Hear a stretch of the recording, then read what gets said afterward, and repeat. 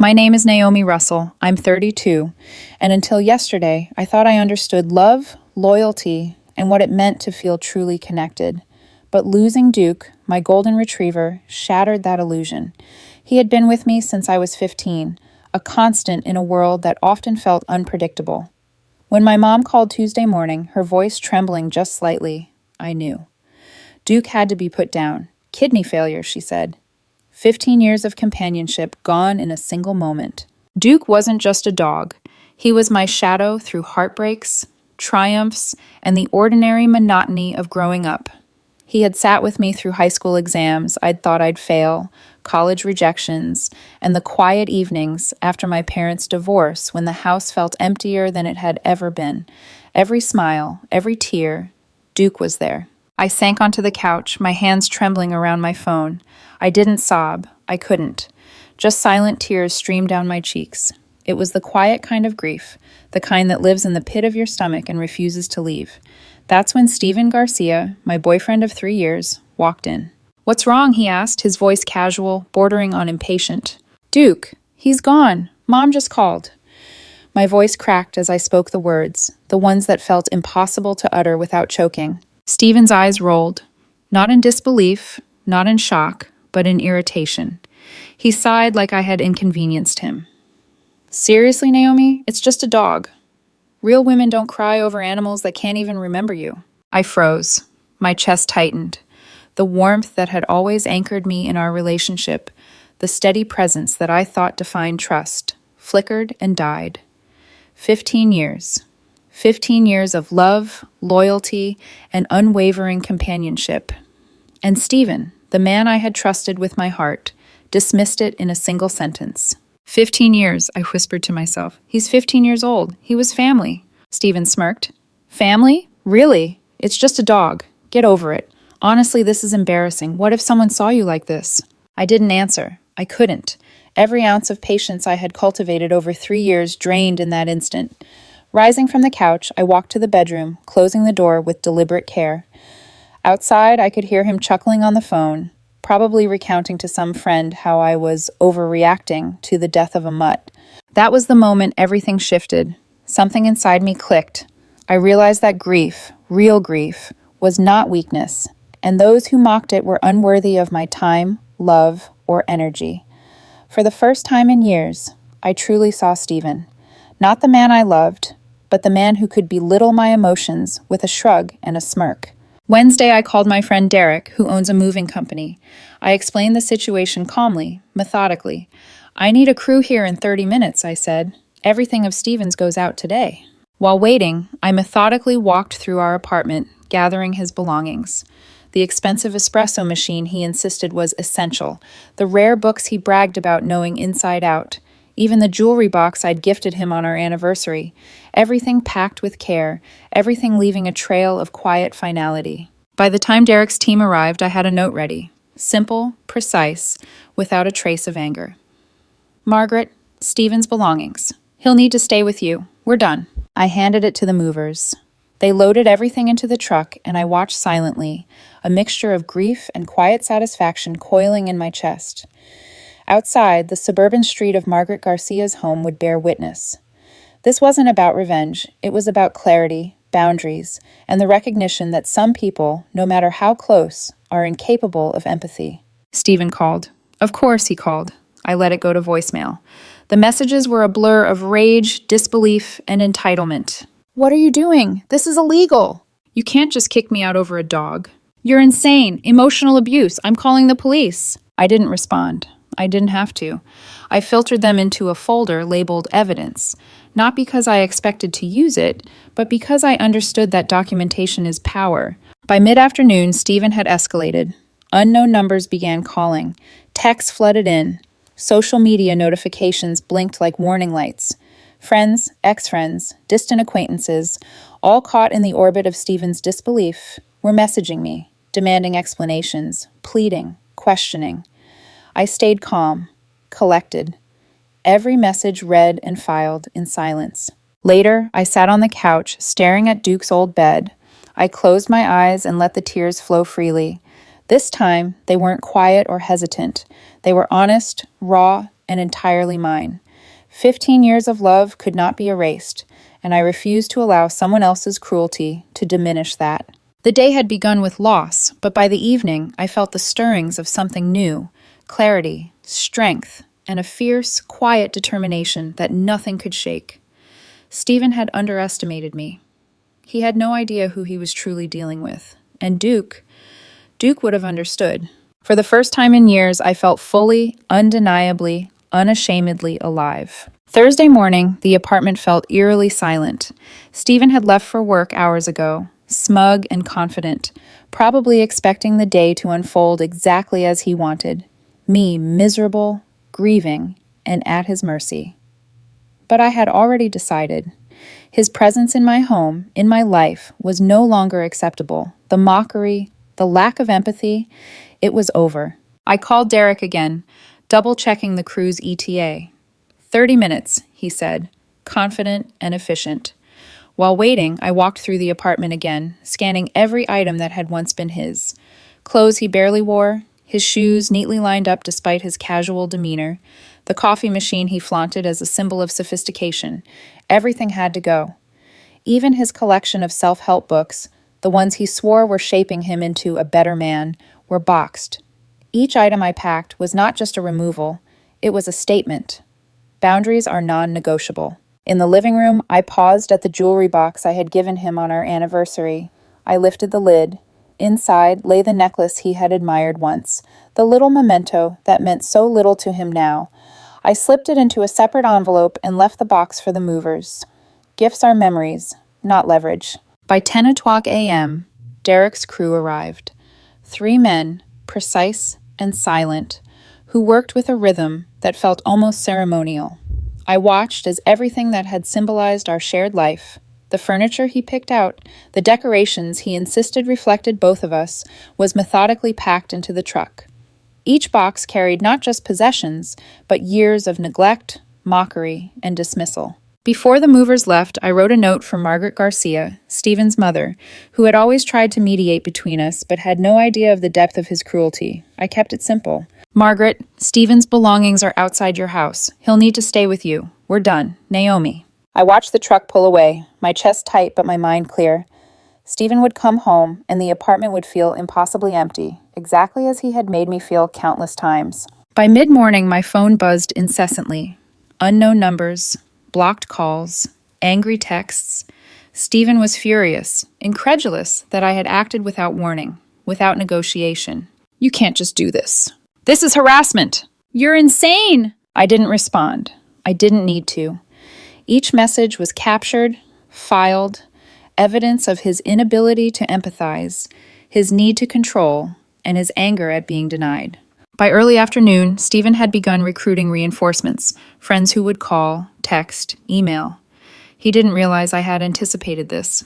I had prepared responses, calm and measured, designed to show his manipulations for exactly what they were. My best friend, Derek, acted as my silent ally, confirming deliveries, and watching the chaos unfold from a distance. Margaret called later that day, her voice trembling with concern. Naomi, are you sure about this? He's my son. You can't just... Yes, I am, I interrupted gently but firmly. He mocked me for grieving my dog. He's not capable of empathy. It's not punishment, it's consequence. I'm done giving him access to my life. Her pause on the line was telling. She understood, even if reluctantly. The gravity of what I had done, what I had finally allowed myself to do, was sinking in. For once, Stephen's actions reflected not strength but weakness, and everyone around him could see it. Later, I found myself sitting on the couch, staring at the empty spaces where his belongings had been. The silence was profound, almost sacred. I let myself breathe in the quiet, feel the ache of grief for Duke, and the growing relief of reclaiming my home. I thought about Stephen's ex-girlfriend, who had flitted through his past like a ghost. It was irrelevant now. Her presence mattered only as a reminder that some people, no matter how charming or persuasive, can never be trusted to understand true loyalty or love. By evening, messages continued, but their power was gone. I had documented everything, remained calm, and taken control. My home, once a stage for his mockery, was now a sanctuary for my grief. My memory of Duke, and the clarity of knowing I would no longer be diminished by someone else's cruelty. That night, I curled up with Duke's favorite blanket, now folded neatly on the couch. I let myself finally cry, full-bodied, unashamed, free. 15 years of devotion deserved more than quiet tears behind closed doors. They deserved acknowledgement, mourning, and the space to heal. For the first time in a long time, I felt something I hadn't in years, power in my own grief. And somewhere deep inside, I knew that Stephen had underestimated me. He had no idea what I was capable of when pushed to protect my heart, my home, and the love I had earned from 15 years of loyalty. This was not just about ending a relationship. It was about reclaiming my life, and I had done it with precision, calm, and purpose. Friday morning brought chaos disguised as concern. Stephen's calls and messages had multiplied overnight, no longer just expressions of rage. They were strategic, aimed at pulling everyone into his narrative. Friends, co-workers, even acquaintances I barely recognized from social media were suddenly involved, all repeating variations of the same question. What did you do to him? I sat at my kitchen table, Duke's old blanket draped over my lap, scrolling through the avalanche of texts. Some were pleading, some accusatory, but all assumed I had somehow wronged him. Each message was a reminder of the culture Stephen thrived in, a world where mocking someone's grief could be spun into victimhood. I didn't panic. I didn't respond impulsively. Instead, I meticulously organized everything. Screenshots of his texts, voicemail recordings, delivery receipts from Derek's moving company, photos of Stephen's belongings, neatly stacked outside Margaret's house. Every piece of evidence was cataloged and time-stamped. When his friends began showing up at my apartment, thinking they could reason with me or pressure me into reversing my actions, I remained calm. I let Derek handle the logistics outside while I stayed inside, observing the unfolding spectacle with a detached clarity. The absurdity of their attempts to manipulate me only reinforced what I already knew. Stephen had underestimated my resolve. By midday, the first ripple of public drama appeared online. Stephen, in a flurry of anger and desperation, had reached out to social media influencers, friends of friends, colleagues, anyone he could mobilize, to paint me as the villain. His story was consistent with his worldview. Naomi Russell, heartless and unreasonable, had evicted him over a dog. But it quickly backfired. People who knew me, who had witnessed Duke's role in my life, began posting support. Former neighbors, my childhood friends, even Duke's veterinarian chimed in, sharing stories of the dog's gentle, unwavering presence. Comments flooded in. Empathy, validation, recognition. Stephen's carefully constructed narrative was crumbling. I received a call from Janet, my HR director, a woman who had always impressed me with her intelligence and fairness. "Naomi," she said, a note of curiosity in her voice, "I've received some rather concerning calls regarding you. Are you okay?" I calmly explained everything. Stephen's mocking behavior, the eviction, the harassment. I presented the evidence I had compiled. Janet listened, asked questions, and then leaned back in her chair. "This is harassment, not just personal conflict. You've documented everything meticulously. Good work. Legal will handle any further attempts to involve your professional life." Meanwhile, Stephen had turned to his ex-girlfriend, Brittany, though only historically relevant, as a point of validation in his own mind. I had no interaction with her, but the mere thought of him trying to manipulate connections from his past to pressure me underscored his desperation and lack of insight into who I truly was. By evening, social media had become a battlefield. Posts, comments, and shares spread the story, but not the version Stephen wanted. Instead, narratives supporting empathy, respect for grief, and boundaries dominated. Memes of Duke's sweet face circulated with captions like, "Real humans grieve. Real humans care." And through it all, I remained unshaken. I took walks through the city, letting the evening air wash over me, watching as the world spun its own interpretation of events. Whispers in cafes, texts from friends checking in, even strangers commenting online. All recognition that my stance was justified. Every step was a reminder. Grief, love, and loyalty are not weaknesses. Inside, I allowed myself moments of reflection. I remembered Duke curled up by my feet as I studied late at night, his warm presence anchoring me. I remembered the mornings he greeted me with uncontainable joy, oblivious to the world's cruelty, and I realized something profound. My empathy, my capacity to love deeply, was not something to apologize for. It was my strength. Stephen, in contrast, was unraveling. His calls grew frantic, his social maneuvers more erratic. He was no longer a partner or a presence in my life. He was a cautionary tale about what happens when someone's cruelty meets someone else's clarity and resolve. By the end of the day, I had documented every interaction, every insult, every manipulation. The public drama raged, but I was detached, a calm center amidst a storm. The city lights glinted off the windows, reflections of a world I had reclaimed, a life no longer defined by someone else's disregard for my emotions. That night, as I sat in my quiet apartment, Duke's bed still intact but empty, I allowed myself to cry again. Not in secret, not out of fear of ridicule, but because 15 years of love deserved acknowledgement, and because finally I was free. From mockery, from disrespect, from someone who could not understand the depth of loyalty and grief. For the first time, I truly felt the power of reclaiming my life. And I knew, deep down, that Stephen's public attempts to control the narrative were failing. The story he wanted to tell was irrelevant. The story that mattered, mine, was unfolding exactly as it should, with empathy, dignity, and truth. Saturday morning brought the first tangible sense of finality, though I knew the storm wasn't completely over. Stephen, in his relentless pursuit of control, had decided to escalate the situation legally. He had involved police, filed complaints, and even tried to use professional channels to intimidate me. But I was ready. Every call, every text, every move he had made was meticulously documented. I wasn't just prepared, I was empowered. The first knock came at 7 a.m. 2 officers at my door, polite, but serious. "Miss Ford, we're responding to a domestic situation," one explained. Stephen had called, claiming illegal eviction and harassment. I invited them in, offered coffee, and calmly presented the facts. "This is civil, not criminal," the older officer said after reviewing the documentation I provided. Moving receipts, timestamps, screenshots, the note to Margaret Garcia. The younger officer added, his tone tinged with disbelief, "Your dog passed, and she mocked your grief?" "Yes," I replied evenly. 15 years of loyalty. That's not just a pet, it's family. And mocking someone's grief is cruel and unnecessary. The officers nodded, documenting the situation. No arrest, no charges, just confirmation that my actions were legally sound. They left, and for the first time I felt a small, hard-earned victory.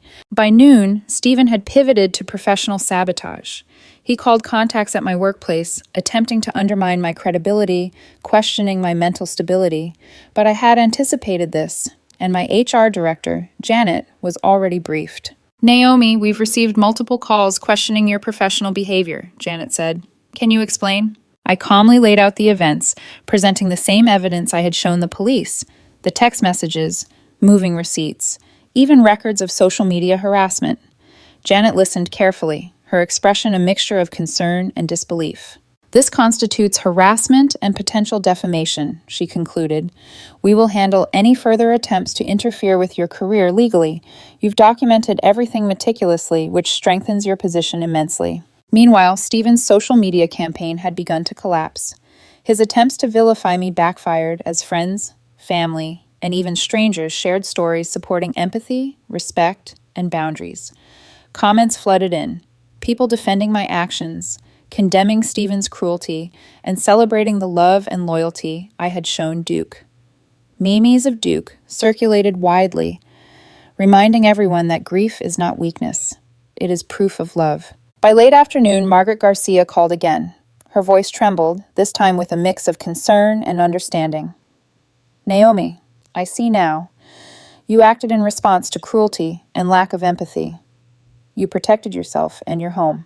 "Yes," I replied softly. "I did. It's not about revenge, it's about dignity."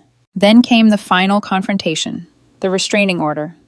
Stephen had tried everything: social media attacks, false reports, professional sabotage, harassment.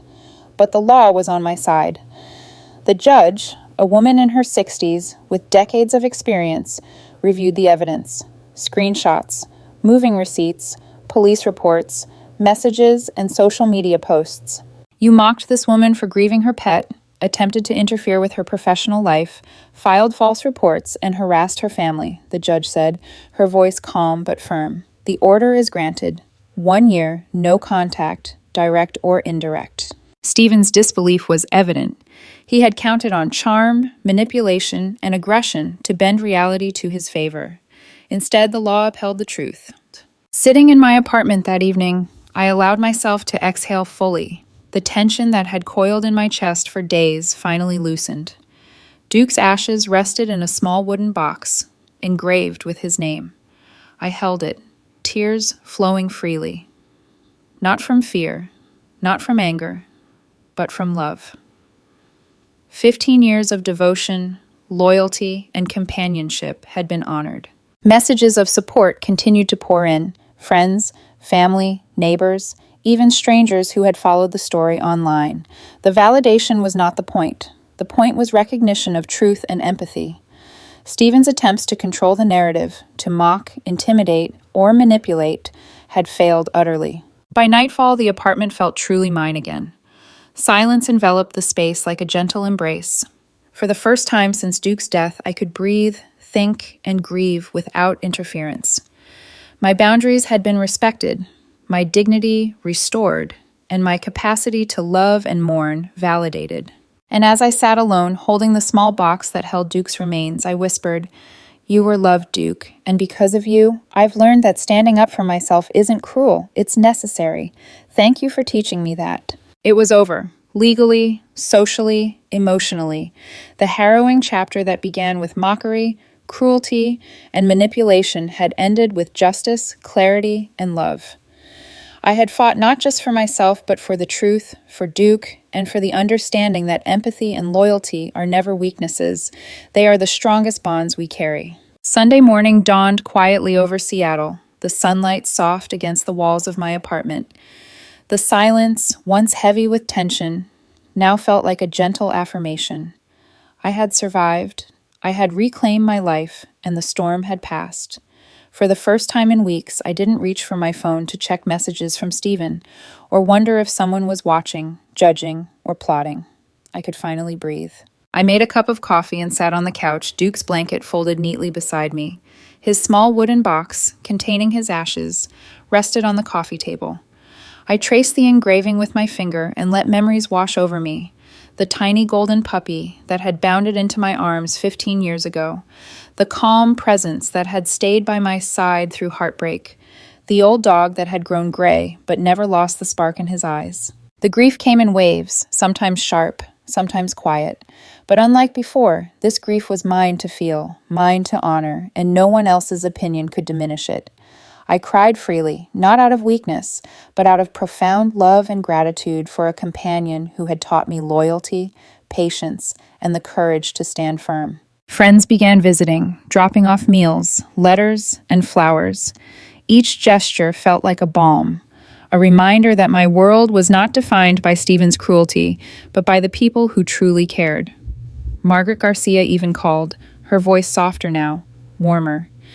"Naomi, I see the woman you are. You acted with integrity and strength. Thank you for handling everything the way you did." I realized that my life had shifted fundamentally, not because of what I lost, but because of what I had gained: clarity, resilience, and self-respect. I had confronted mockery, manipulation, and harassment head-on, and emerged not just unbroken, but stronger. That afternoon, I took a long walk through the neighborhood where Duke and I had spent countless hours.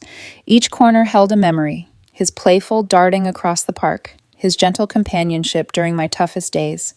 I whispered stories to him as if he were there, sharing both sorrow and triumph. I also began thinking about the future. The apartment, now free of the weight of Stephen's presence, felt like a sanctuary. I allowed myself to imagine life without fear of ridicule, without the shadow of someone who had never truly understood empathy. And yes, I considered opening my heart again someday, but on my terms, with someone who valued loyalty, compassion, and love as much as I did. Even the smallest moments carried meaning. I smiled at the coffee shop barista who greeted me by name. I laughed at a stray dog chasing its tail in the park. I marveled at the sunset reflecting off the city's glass towers. Life felt vivid again, as if the air itself had shifted, allowing me to inhale possibility instead of anxiety. And yet, Duke's absence was felt keenly, a hollow ache softened by love. I decided to create a small memorial in my apartment, a corner with his photos, his favorite blanket, and the little wooden box of ashes. It was not a tomb, but a tribute, a testament to a life that had enriched mine beyond measure. In the weeks that followed, I reflected on the lessons Stephen's cruelty had inadvertently taught me: the importance of boundaries, the necessity of empathy, and the strength found in grief and love became guiding principles. I understood that standing up for oneself is not vindictive, it is essential. And sometimes the love we honor through loss is what gives us the courage to rebuild. The final piece of closure came when a neighbor, Mrs. Chun, knocked on my door. She was in her 80s, had known Duke since he was a puppy, and had watched the events unfold from a quiet distance.